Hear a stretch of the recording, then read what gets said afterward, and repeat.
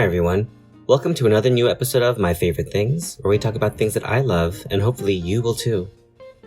Before we begin, I'd like to thank my top two patrons, Joshua PK and Tim Tucker. Thank you and thank you for your support. If you'd like to join us on Patreon, please check us out right here. I would love it. Today, we will be talking about the 10-episode season of Grease, Rise of the Pink Ladies, the recently canceled series that was on Paramount+. We won't be talking too much about the original stage show or the films that the series is based off of. I want to save that for another time. Today I want to keep the focus on the recent prequel series and be as spoiler-free as possible. This is in no way a deep dive of the show or the franchise. I just want to tell you what I enjoyed about the series and what worked for me personally as a huge fan of all things Grease.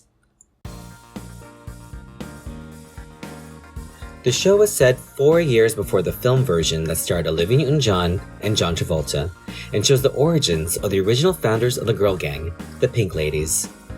These are characters that are brand new to the franchise, and these are characters that we have never met. They do have definite connections to the original film, and part of the fun of the show are those reveals. With that, there are also many Easter eggs and visual cues and references that tie the show back in a very fun way to the Grease 1 and Grease 2 movies.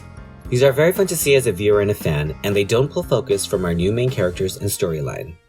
As for the story itself, I am a firm believer that the main characters in Grease have always been the Pink Ladies. To see that aspect of Grease be the definite forefront of the show is a huge plus for me. Our main characters here are also very well fleshed out.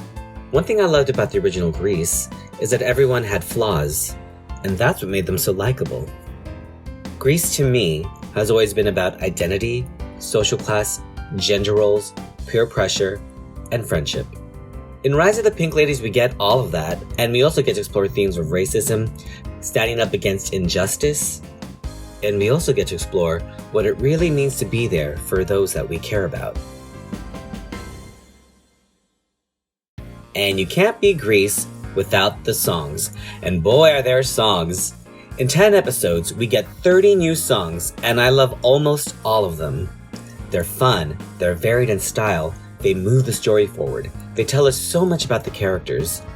They sound like they could be both a song on a stage show and on the radio. These songs are real bangers, and the singers are crazy good.